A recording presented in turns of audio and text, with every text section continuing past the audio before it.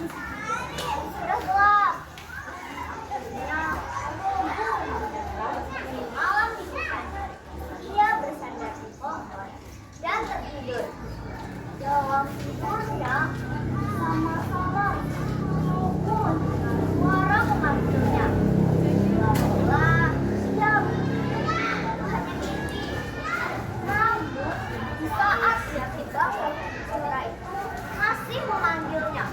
Anak muda, bangunlah. Siapakah engkau? Mengapa kau ada di sini? Ibu amat bingung. Dari mana suara itu berasal? Dia mencoba melihat sekeliling. Aku di sini. Aku pohonnya kau sadari. Ketika ibu menengok, alangkah terkejutnya ia. Pohon yang disandarinya ternyata memiliki wajah di batangnya. Jangan takut. Bukan makhluk jahat. Utule, pohon pengetahuan. Nah, perkenalkan dirimu. Ujar pohon itu dengan lembut. Aku Magu. Aku mencari kayu bakar. Aku tersesat, jadi terpaksa bermalam di sini. Jawab itu takut-takut. Nak, apakah kau tertarik pada ilmu pengetahuan? Apa kau bisa menyebutkan kegunaannya bagimu? Tanya pohon itu. Ya. Aku sangat tertarik pada ilmu pengetahuan. Aku jadi tahu banyak hal. Tidak mudah dibodohi. Pengetahuanku kelak sangat berguna bagi siapa saja. Sayangnya, sumber pengetahuan di desaku amat sedikit. Sedangkan kalau harus ke kota, membutuhkan biaya yang sangat besar. Aku ingin sekali menambah ilmuku, tapi tidak tahu bagaimana caranya. Dengarlah nak, aku pohon pengetahuan. Banyak sekali orang mencariku, namun tak berhasil menemukan. Hanya orang yang berjiwa bersih dan betul-betul haus akan pengetahuan yang dapat menemukanku. Aku akan mengajarimu berbagai hal. Bersediakah kau? Tanya pohon itu. Mendengar hal itu pun ibu amat girang. Nah teman-teman, sejak hari itu belajar kepada pohon pengetahuan. Hari-hari berlalu dengan cepat. Ibu tumbuh menjadi pemuda yang tampan. Pengetahuannya amat luas. Pada suatu hari, pohon berkata, Magu, pergilah mengembara. Carilah pengalaman yang banyak.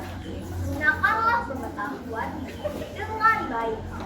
Jika kau kesulitan, kau boleh datang padaku. Sejak hari itu pun, Ibu mengembara ke desa-desa. Ia memakai pengetahuannya untuk mengajar anak-anak membaca dan menulis. Akhirnya, ia tiba di kota. Di sana, ia mengikuti ujian. Ibu berhasil lulus dengan peringkat terbaik sepanjang tahun. Raja amat kagum akan kepintarannya. Namun, sobat lama yang ibu terhadapnya. Sobat muda, bukan tidak senang. Lihat ibu mendapatkan perhatian yang lebih dari baginda raja. Sobat muda pun mencari siasat supaya tampak terlihat bodoh di hadapan baginda. Tuan Mogu, hamba ingin mengajukan pertanyaan. Kau harus menjawabnya sekarang juga di hadapan baginda. Kata pejabat muda pada Tuan Mogu. Silakan Tuan, hamba mendengarkannya. Jawabku, Tuan Mogu, buatlah api tanpa menggunakan pemati api.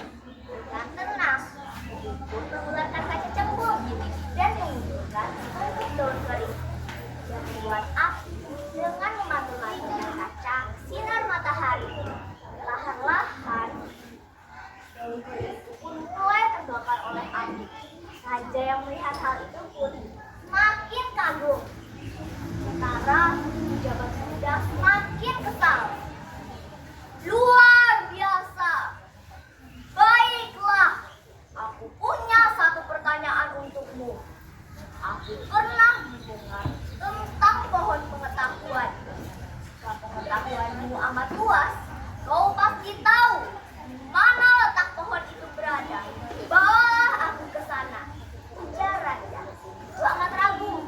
Setelah berpikir sejenak, hamba tahu Baginda, namun tidak sembarang orang boleh menemuinya. Sebenarnya pohon itu adalah guru hamba.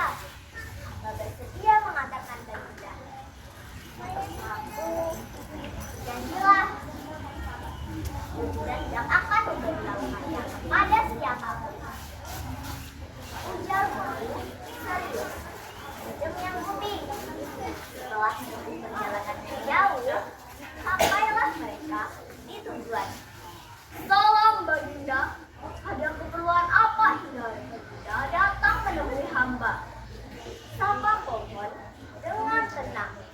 Aku ingin menjadi muridmu juga. Aku ingin menjadi raja yang bijaksana.